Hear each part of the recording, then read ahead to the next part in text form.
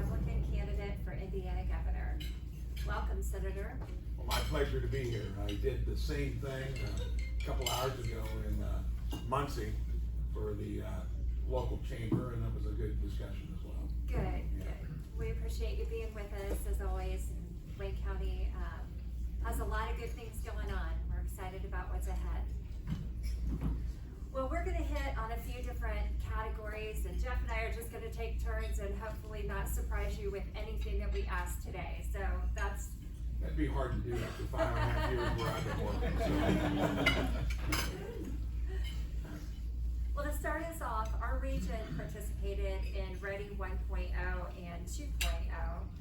Do you foresee Ready 3.0 should you be elected? And if so, what would you change about the process, allocation of funds, and implementation?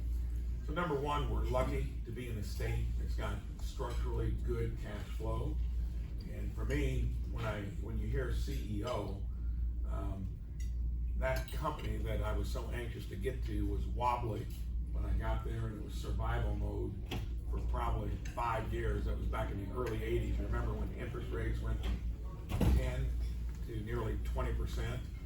You learn a lot about whether it's government or enterprise in terms of how you can keep things sustainable. I'll go back to when Mitch Daniels took over in 2004.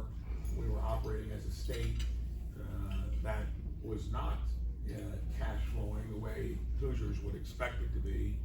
That pretty well got whipped into shape, and I want to make sure we preserve it, because Ready 1, 2, or what might be 3 is a function that we never forget, that you don't want to operate like the place I'm part of. You said I was on the budget committee. Well, that's a useless appendage at the federal level, because we do no budgeting, and the net result is that we're borrowing now a couple $1 trillion a year. So I've always been a believer in skin in the game too. Authored a bill back when I was there in 15, 16, and 17 that addressed infrastructure needs. So community crossings was when finally locals got the ability to get matching funds. Most mayors and commissioners didn't like the idea that they had to put skin in the game. Of course, now it's oversubscribed, and probably we ought to do more there. Ready, which aims at certain projects that have merit, generally associated with some type of measurement of economic development, to me is something I'd like to even enhance. So, plus, make sure the Wayne counties and the Du Bois counties and the Randolphs, and probably roughly 75 of them across our state, are getting consideration and involvement in anything that involves what the state's going to do. It's got to be broadly spread across the state. The process needs to be transparent, so we all feel like we're getting a fair shot at it.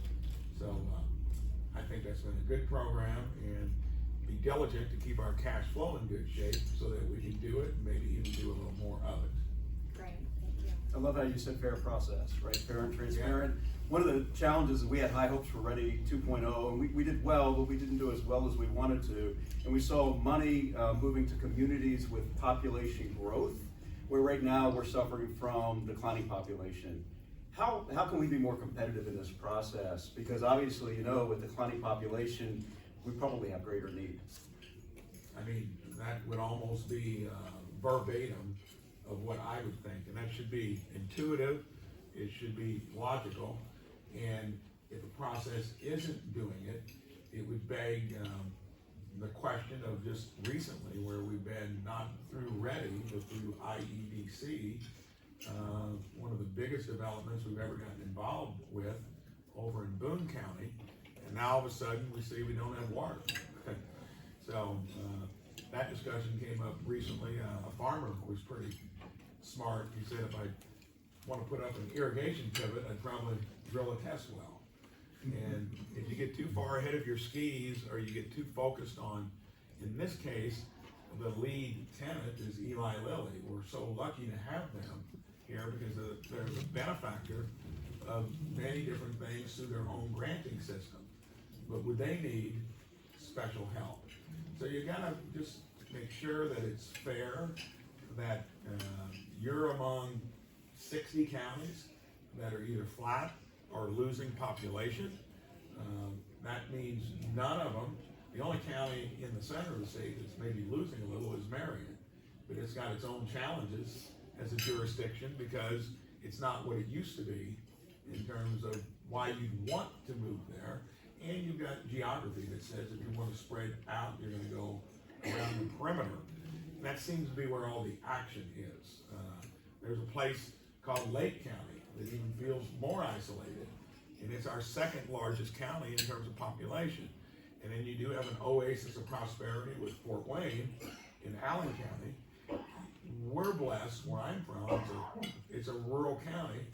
It's got a lot of local entrepreneurs, had an industrial legacy base, but hell, we still have the old Conestoga Trail that had 3 stoplights on it, 231, when I grew up right on it and still turn off of it to get to where I live currently. It's got 15 stoplights. So that's an issue. I tried to address that when I was in the State House with the skin in the game bill to get locals elevated in the priority level for roads and bridges, which are very basic. So I think you'll see there, that's common sense, what you've just mentioned. We'll use that ability to help communities and do it in a place where probably the need is greater, not where the need is not there. Thanks. I appreciate you affirming my common sense. There's not much of that out where I currently work, I can tell you that, so. Well, since you mentioned roads and bridges, I want to pick up on that for a minute and talk about some of our interstate revitalization. Revive I-70 is happening right now. A few years ago, there was talk at the state level about making I-70 a toll road, and for our businesses in the area, thinking about the ramifications of having a toll road here at the entrance of the state is worrisome. What are your thoughts on that, and how would you? Well, I was there, was a co-author of the road funding bill. That was done in 2017. I think community crossings that I referred to was done the year before. So we did a lot of stuff to take roads and bridges. And if you don't remember, the fuel tax, sales tax on fuel, only 1 of the 7 cents or percent was being used for roads and bridges. So that all got changed to where all of it is used for roads and bridges. If you remember then, and that wasn't an easy discussion, although being on Ways and Means and Roads and Transportation, the folks that had to do the heavy lift would have been businesses. Because I had a trucking company and still do, and it's much larger now than what it was then. And I remember doing the calculation of what increasing diesel tax by 20 cents would do. But when we crafted the bill, all of it was going to be spent on roads and bridges. When you get in the game of politics, of course, then you're called tax hike Mike, okay? And that gets brought up now and then, but I'm proud of it. It's a user fee. You can't have your cake and eat it too. You couldn't afford that out of your general fund, not to mention close to 40 stakeholders that were going to pay the brunt of the diesel tax. 38 of the 40 were for it. I think it was the Petroleum Institute didn't like it. Well, that doesn't surprise you. I think maybe Americans for Prosperity, because I generally am going to line up with that, but again, how else would we have done what we need to do? And you know, all that did was for lane expansion, building the bridge from Evansville to Henderson, and maintenance of it. So if you want anything else done, how are you going to pay for it? 70 comes up often because so many of the people that use it may not even stop in our state to fuel up or spend any money. Highway 40 runs parallel to it. You'd have to get a special exemption from the feds to do it, and that would be a lively discussion. just like it was back when we, raised gas taxes by 10 cents a gallon. Somehow you gotta pay for it. Then you just have to find out how you're gonna do it. And I would listen to all the input. I don't know that we can probably take our roads and bridges to the next level, because what we've currently got in the system is what I've just said. So that'll be an interesting topic. I'll be fair, it's a user fee. The people that use it need to pay for it, in my opinion, as opposed to drawing from the general fund. Everything else has got to come out of it. And then, K through 12 is 50% of our budget. Post-secondary is another 15%. Road funding's got a lot of dedicated features to it, so the need is there. How you fund it is always an issue in government.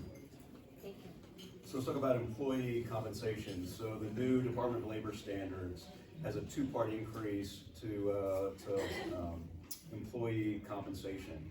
As employers, it impacts us greatly. More so here than maybe in New York, where there's a higher cost of living.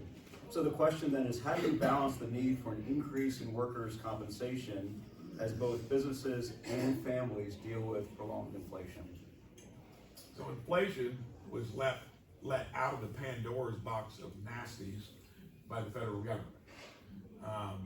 That was going to be done a little bit when every senator, every representative voted for the CARES Act, which, if you remember, that was in the Trump administration for about $4 trillion. That is when there was so much uncertainty, and the healthcare experts, I'm on that committee that got to interview Dr. Fauci. Well, that was always interesting, and heck, that went on for 3 years, and a good year and a half after the health crisis was over, and we created inflation a little bit there, because every penny of that was borrowed. There was no emergency fund like you do in most places, so that was inherently inflationary. But when we did nearly $3 trillion during the Biden administration for the Inflation Reduction Act, and that's an oxymoron possibly, and the Build Back Better, all stuff, maybe you wouldn't argue about the merits of what was in it, but we borrowed every penny of that. That was super inflationary, and that's what we're dealing with now. Back in the early 80s when I got started, Paul Volcker had to raise interest rates to 20% to wring it out, and if that happened today, as indebted as the federal government is, and as indebted as we are generally as a society, it would cause all kinds of issues. So inflation is going to get back, I think, close to what it was, but that doesn't cure the fact that everything's 20 to 30% higher than what it was. So wages and all of that sooner or later adjust to it. And unless your businesses are able to pay the higher stratum of wages, it's going to make what you're talking about difficult to do. And that's where you got to do smart economic development, because I'm from that county that's got the lowest unemployment rate, Jasper, in the county, generally month after month. And we've been blessed with entrepreneurs there. But sooner or later, something's got to give. And we created margin to spare with our healthcare plan, which we probably won't have time to go into today, but I literally solved the healthcare costs 16 years ago. It can be done. I had to stick my neck out I was a CEO then. I was a maintenance, turning lights on and off and doing all the stuff small business owners do for the first 15 to 20 years I was in business, but probably the proudest achievement of anything in business or in politics. And that's a difficult issue, because we still haven't fixed it as a state. We got some of the highest healthcare costs with some of the poorest outcomes. That's not good. There's room for improvement. Wages and high wages are going to come from probably STEM degrees, because those we underproduce in our state. We overproduce on every other 4-year degree, meaning we ship our kids out of state to find a job or back into the basement because they want to live where they grew up. That's an issue if you get that right. A lot of the high demand, high wage jobs are sitting right there. If you'd be guided in high school to become like a repair person for Toyota, you know, that's the highest paying wage for most corporations that would have the ability to pay higher wages. Not the line job, but our own school systems have been stigmatizing against stuff like that. So it's critical to make sure parents and kids know the high demand, high wage jobs, and your higher ed does what they need to do, produce more STEM degrees. Don't misguide our kids into something that's not working. And I'm gonna make sure there's transparency to where you can see it all so that we can make good decisions. That'd be one way you could get closer to what that mandate is asking for. How do we increase support and funding for education, infrastructure, and social services while maintaining the Midwest conservative fiscal practices? I think I've given you a little flavor of that. Most of your senators have never signed the front side of a paycheck. And there may be 5 to 7 of us that have done that. So that explains how that place works so poorly. And ironically, most of our governors have not done that either. And I think that's essential when it comes to where this is the biggest business in the state, and you're talking about areas that we want to get it done correctly, not only through having the proper regulation, the incentivizing rules and laws to do it, and a lot of it just boils down to having the political will to do it. No one has that in DC. In states, at least we've got the guardrails of a balanced budget amendment. In our case, we passed that in 17 and 18. And if not, you generally got a statute that says you can't borrow money. It's amazing what you can get done. In any entity that's successful, they learn how to do more with less. That's called ingenuity. That's what productivity is about. And in this day and age, I've done that in a mundane business of trucking and warehousing. We call it logistics and distribution, the fancy name. We've leveraged technology into that business, and I complained about it for years because it was expensive. It changed every 3 years. You had to do it again. But finally, 3 of my 4 kids now run the business. My older son is the chief technology officer. My younger son took my job. So when they were coming into the business, I was a foot dragger on that until I found out you should be embracing it, not dragging your feet. And that's why we nearly tripled the margin in a trucking and warehousing business. And government has got the same ability to be able to run it more efficiently. They are so behind the times on anything technological, and it is a tool. If you know it and understand it, you can put it to our advantage to where you can address a large array of issues and challenges, some of which you mentioned. And being entrepreneurial, being entrepreneurial means that you're gonna not be inherently risk averse. Because anyone knows that in business, to outwit your competition, if you're just trying to copy, you're gonna be probably left in the dust. And if you don't stick your neck out and take risks, you're kind of in a broad band of mediocrity. Government is 2 or 3 times as bad about that general point of view. So that aspect of technology, so after COVID, the pandemic, technology is everywhere. And now people can live and work remotely.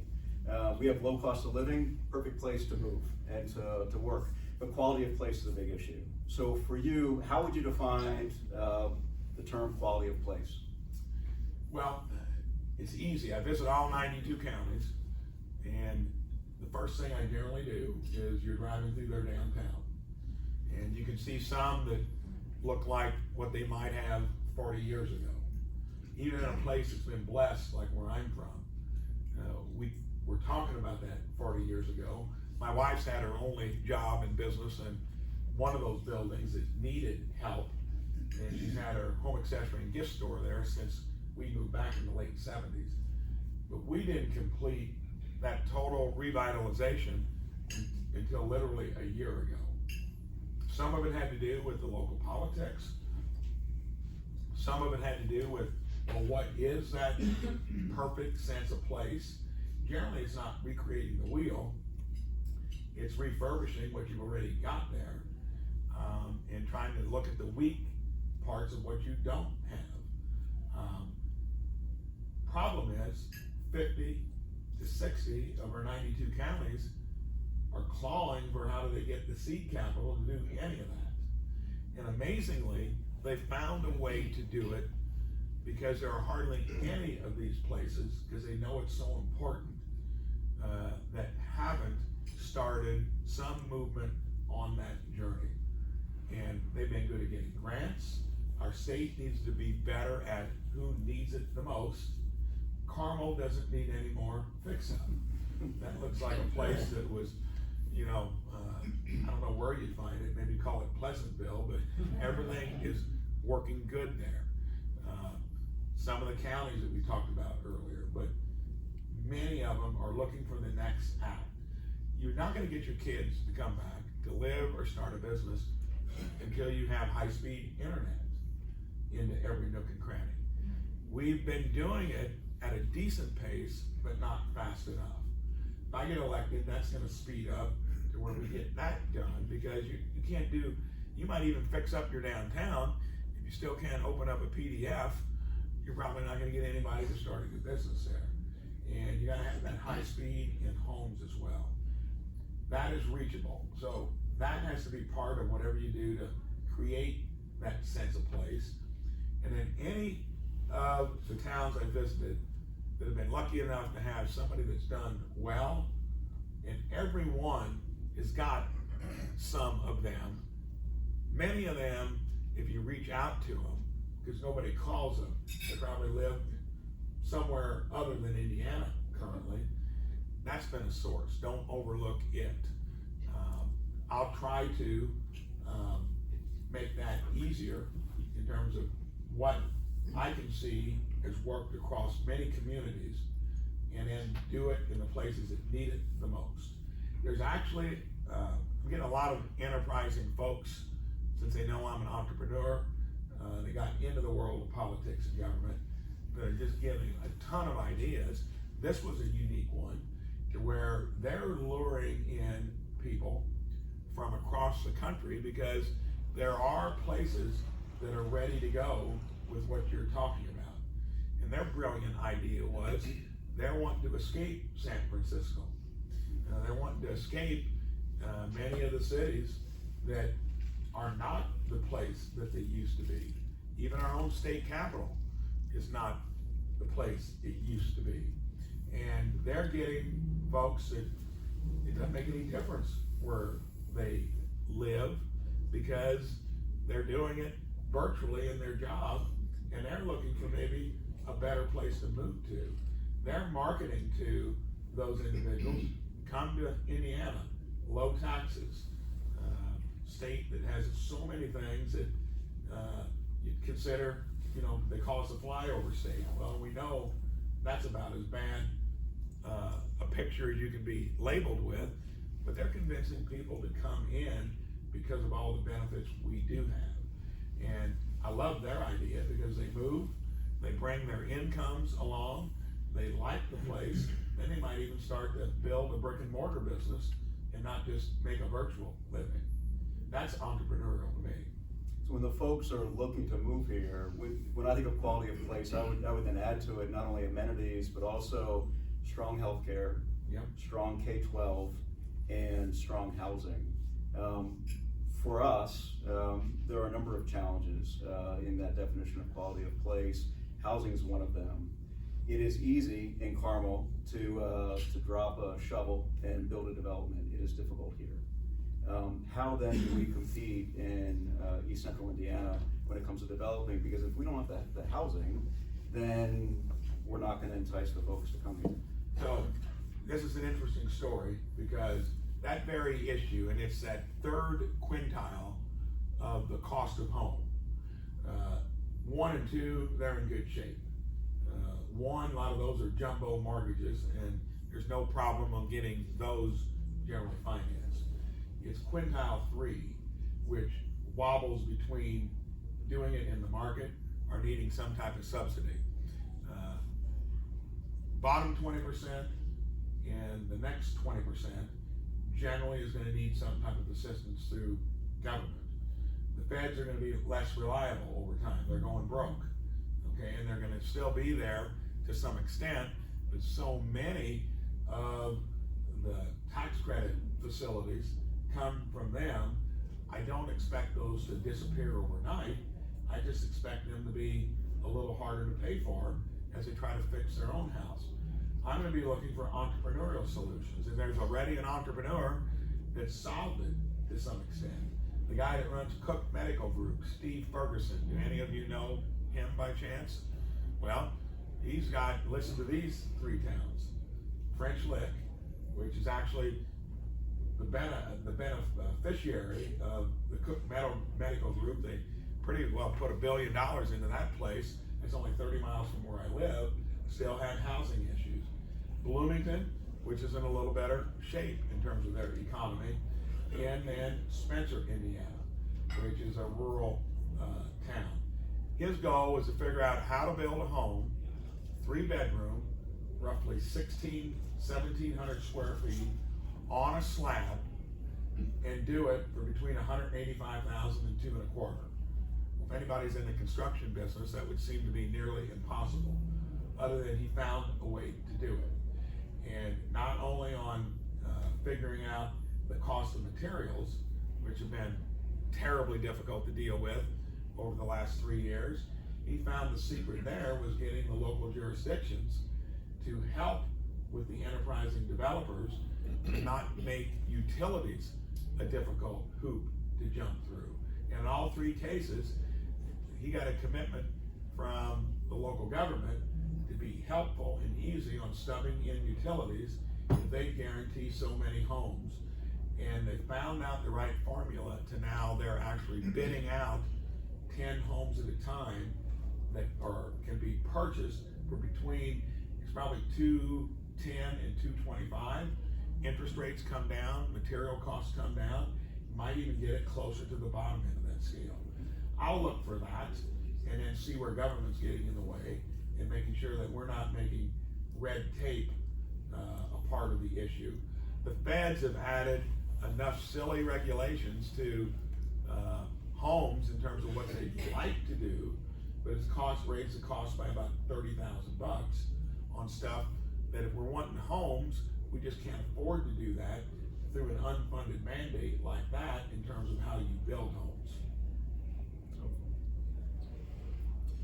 Indiana ranks near the bottom in several health metrics, as mentioned before, compared to the rest of the country. The Holcomb administration has made large investments to help improve the health of Hoosiers through the Hoosier First Indiana. Currently, all health departments have agreed to become part of the program. How will your administration help improve the health of Hoosiers? And then will the Health First Indiana funding continue long term? So that was long overdue. Public health is measured by infant, maternal mortality rates, your general health profile, if you've got a lot of diabetes, blood serum complications, cholesterol, triglycerides, and those are the ones that you can easily catch before they become symptomatic. Going back again, when I fixed healthcare back in 2008, and I got all this by just having a really frank meeting with the insurance companies that day. I decided to become the insurance company. That saved me a fortune because we were 300 employees at that time. It was unbelievable the margin that they were making on our plan. But then I asked them, what do you really do to keep your employees healthy in the long run now that you're the insurance company? They said, spend everything you can on wellness and prevention. And our whole healthcare system is based upon expensive remediation. So everything we're doing here was long overdue. A lot of it, though, can be done outside of government. Because if you still smoked back, and I'm a big believer in personal freedom and liberties, but if you want me to pay for your bad behavior, we did at that time. If you continue to smoke, you're gonna start paying every 6 months more for your health insurance. Well, you can't bum a cigarette in our place anymore, okay? That was a long time ago. If you don't take a free biometric screening, you're gonna pay more for your insurance. So our costs have cascaded down because we were willing to make that investment, and it was an investment. And that's how we've not had a premium increase for our employees in 16 years, nor have we been eating the cost increases when you process your claims, buy your catastrophic policy, or pay your claims outside the deductible. That's what an insurance company does. We've capped that to about 3 to 3.5%. That's close enough. We can do all that through our state. I want to make sure it's easy for all our smaller businesses to pool and associate so they can get to that level of self-insurance. And then when they do it, put into practice what I know works. And we can get our state employees on those kinds of plans. We've just not done it. The healthcare industry, we've got the best in the world. It just costs too much. It's approaching 20% of our GDP. It's 12 to 13% in most other developed countries. They don't get the premium service. They're gonna have to wait a little bit to get stuff done, but they're not breaking their economies back because they're not doing the things that you need to do to emphasize wellness and prevention, and then find a way. They did it through government because they couldn't find a way entrepreneurially to fix a broken health care system. If not, Bernie Sanders will be running it someday. I don't want that to occur. But if we don't fix it over the next 4 to 6 years, maybe decade at the most, we'll have a one-payer system, and then maybe a level like we've currently got for the only the people that can afford it. The rest will be dealing with government. So I want to take Indiana to the spot where we're one of the best in the country, and I got a good feeling of how to do it, and I just mentioned it. Great, thank you. It's helpful to, the reliance on Medicare, Medicaid makes it difficult for a health system to really flourish. And I appreciate the thought beyond just a business. As a business, as you know, I run a seminary concerned about employees and their health. How do we provide health care in an affordable fashion? As more and more people choose to live in Indy and its suburbs, how do you maintain rural viability? And it goes back to a couple of those pieces on K-12 education, healthcare, housing. But for you, what does it mean for the rural areas to be viable? Well, we're not going to escape the fact that I think some people in Marion County might be looking to get into the perimeter counties. I don't know that that's the case in Fort Wayne. I don't see that or hear it. So they're doing something a little better that's kept the vitality of their downtown in good shape. I think Indy can still do that, but something has changed in the last 6 to 8 years there. Does it beg the question that the state should weigh in on it, or at least elbow or jawbone to try to keep that from maybe going in a direction that's not good? The counties in the metro Louisville area really seem to be doing well.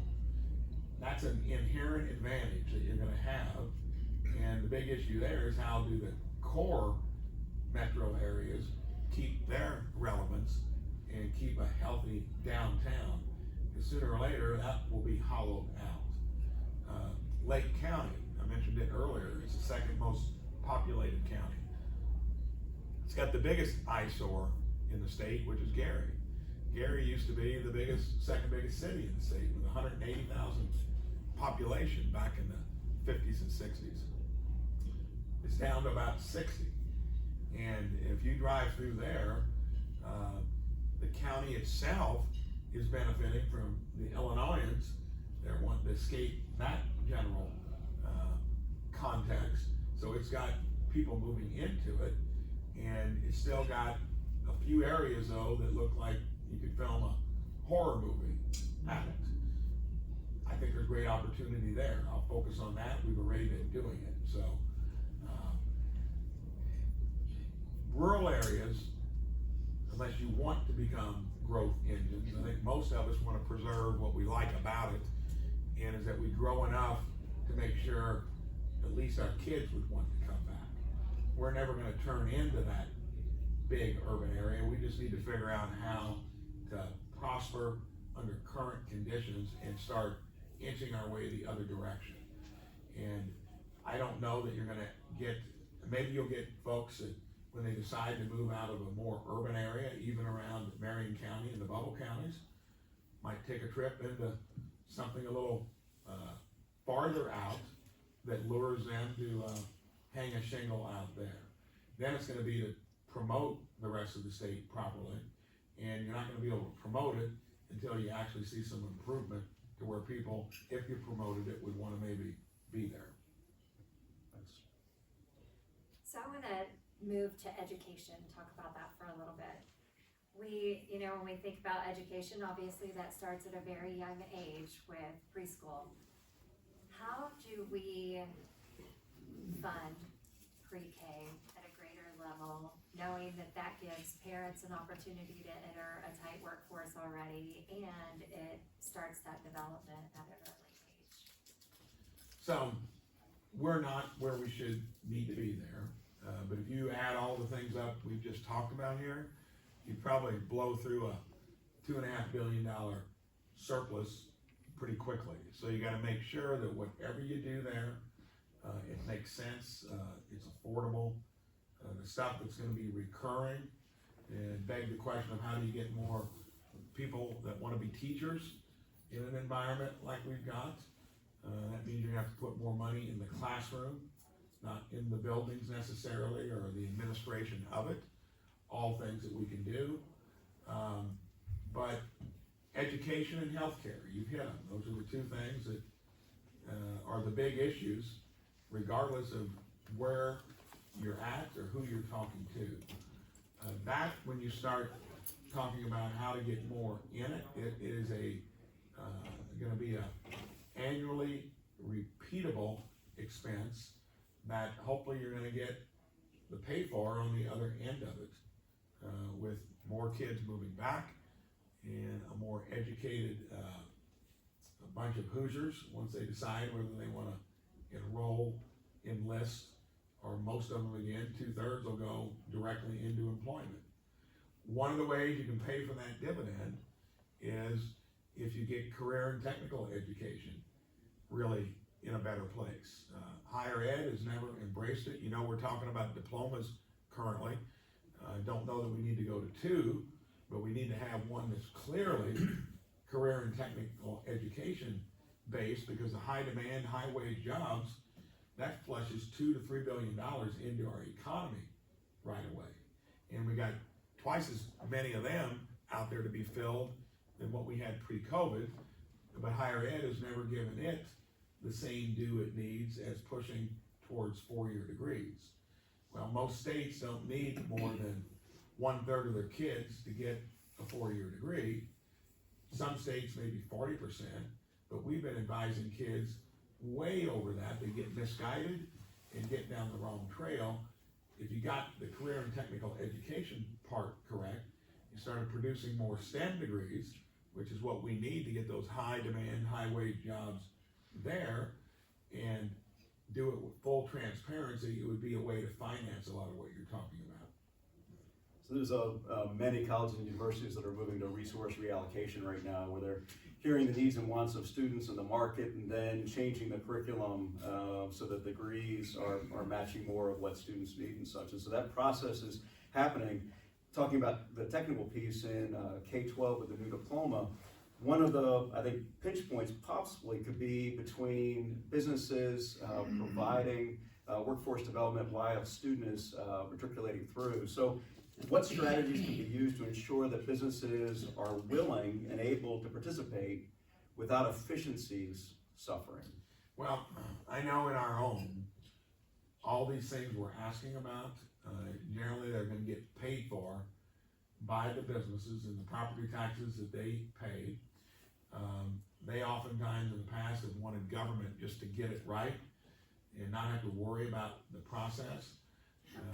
Toyota, for instance, which is down in my neck of the woods, one of the largest companies in the state, immediately got with their surrounding school districts and did all of this on their own without any state help. Of course, it involves apprenticeships, it involves part-time jobs, summer jobs. They did everything to make sure they had a feeder system of employees, and a lot of them are coming directly from high school into a really good paying job. They took the bull by the horns. So for communities and the businesses that generally are gonna have to be the engine of everything we're talking about, if it's not happening, you're gonna have to get involved. Childcare, that used to be done by some companies, and liability became an issue. And then when we went too far the other way, our local school district now provides childcare to help recruit teachers into it. I'm hoping to make sure there aren't any quirks to the rules and regulations to encourage businesses to get involved there, because if we want to expand the workforce, you're gonna have to tease some back into it that are worried about how costly childcare is. So I think we'll be able to tackle it, but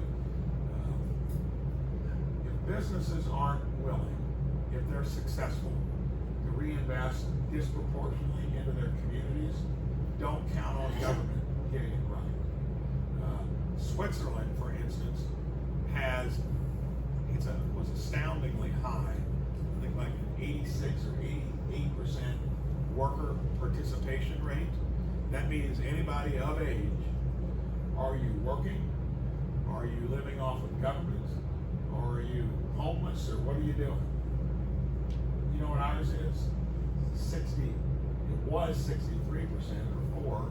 It's down to 62 because we changed the dynamic federally to make it even easier to get government payments without a work requirement. And Ivy Tech and others have been looking at their system, which is loaded with apprenticeships and all the things we're talking about, that for some reason our country used to be done through unions, through hard work ethic.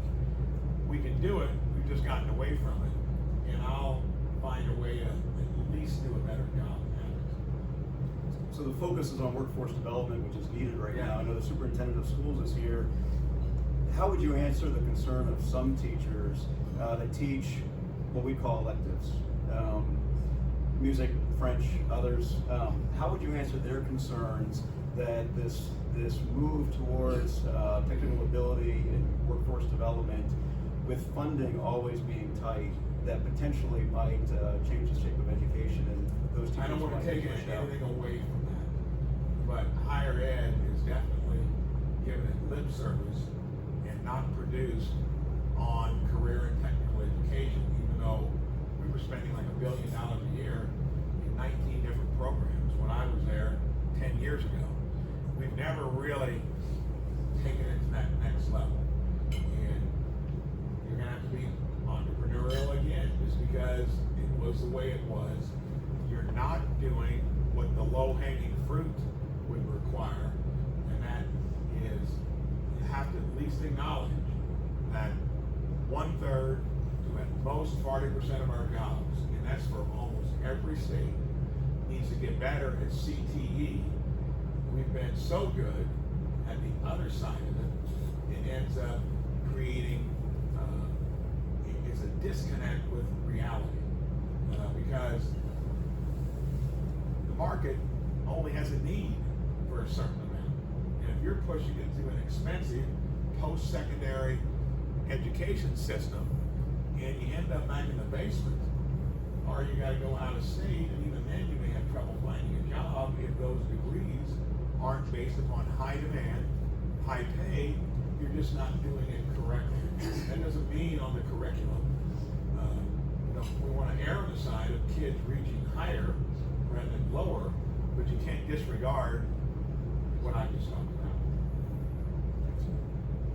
I want to stick with higher ed for just Yeah. a minute.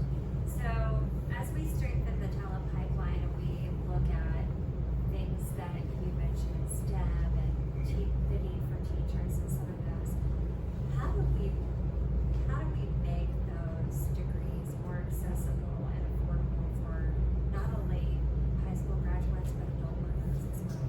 So whenever anything gets too expensive, healthcare and education, post-secondary on education, why do you think we had $1 trillion worth of student debt? So that means they're not doing. It's always easy when you've got unlimited money to do anything. I don't know if I mentioned it earlier, but government always wants to do more with a lot more. Anybody can do that. You're really good in life when you figure out how to do a little more with maybe the same or less. That's called increasing productivity, or actually doing something that's not going to drain whoever's paying for it. So I think that when it comes to how you accomplish all of that, it's going to rely on breaking the mold of what has not worked. Obviously, our healthcare system, we talked about it, top priority, and that's more important as you age. Education, obviously, is more important as you're trying to get out of the gate. And it's going to be by innovation, technological disruption, and sooner or later, a system that, even like the federal government, who does none of this stuff in a way that really makes sense, and I see it up close, it'll have its own data record. And just like if you're talking to on a different subject, but electricity and the cost of it is a big issue for our state, and water availability. Those are two issues that we haven't even had to worry about until recently. Well, if you talk about all the mandates that come from government, especially the place I work, the folks that want to lower greenhouse gases, they have no clue what they're going to do after they pick the low-hanging fruit. It's going to take technology and something disruptive if you're going to do it, and we're in that place. Even in healthcare, in terms of the system, it's like an unregulated utility. There's no consumerism in it, and post-secondary education has just gotten too expensive. So we'll see what happens. I'm going to try to find the best and the brightest, see what other states are doing, where they're making headway on it, and try to get it done here. Be glad to partner with you in that as we talk about higher ed, making it more affordable. A question that I'm sure these two are wondering, Jeff and Brad, is how are you going to bridge your priorities to the priorities of the legislature? Well, there are only 150 of them, and they're all so reasonable and easy to get along with. Ours are reasonable and. Well, I can tell you, if I do jump the hurdle, maybe when I do, I don't ever like to take anything for granted. We're going to be talking a lot, and so much that it may wear you out in terms of, we've got a super majority. That is an opportunity most other places don't have. I know almost all of you served with you in 15, 16, and 17. I'm already getting so many offerings of which agencies need help, how we run them better, what policy proposals make sense. And we're going to actually collaborate, and we're going to get together, and we're going to talk about it. And if not, it's a waste of time for me. Why would you want to do it if you're not going to take advantage of what we have the benefit of? And we've had that for a while. Mitch Daniels didn't have it when he came in. We were pretty divided in terms of our state legislature. So I think it begs the question, well, if you're all dressed up, ready to go, and you control as a party 80% of our local government and your supermajorities in our state legislature, what's missing? Could it be an enterprising governor? Maybe. I think it's more than that. I think it's a golden opportunity to take our state to the level that we want to take it to. And we'll be collaborating and talking, picking the easiest stuff to do, and hopefully get it done. Well, we are almost at our time, so I don't want to keep us past due. However, just wrap up with a few thoughts and tell us what a strong and bold Indiana looks like to you. So when you look at the things that are most important, we've talked about, I think, almost every aspect of it. I'll go back to, if you do not stick your neck out and take risk and do things different from what you've been doing, don't expect things to be what you just described. And the key to doing any of that is it's a more cumbersome process. When I did it, I had no board of directors. We were so little, I didn't have anybody to talk to. You just survived for those 15, 20 years. My two sons came into the business. And even though it's a large company now, we always stayed agile, never rested upon our laurels, took the principles there of being the low-cost operator that was the most entrepreneurial in finding new sources of revenue and inviting to everybody that wants to work there, because you've got mobility, you've got room to grow, and once you get it done right, it gets a little bit contagious. And all I can tell you is we've got the template, I think, to do that in our own state. I'm not saying it academically. I'm saying it because I've lived through it, and I'm going to do my best to make it a reality. Great. Thank you so much for being with us today, and we look forward to future conversations, whether that is in the capacity of governor or other ways. So we appreciate you coming to Wayne County and spending some time with our chamber. We have a lot of great businesses and entrepreneurs here that do know how to do things right. So I visit every county, and I'll do that when you elect me governor. I'm gonna check off about 5 or 6 of them today and tomorrow. Any one of you can visit me in my hometown on a Friday or in a recess week. You gotta arrange it. And I pledge to be accessible and entrepreneurial, and we got enough raw material to work with. We're gonna make it happen. Thank you for listening. Appreciate it.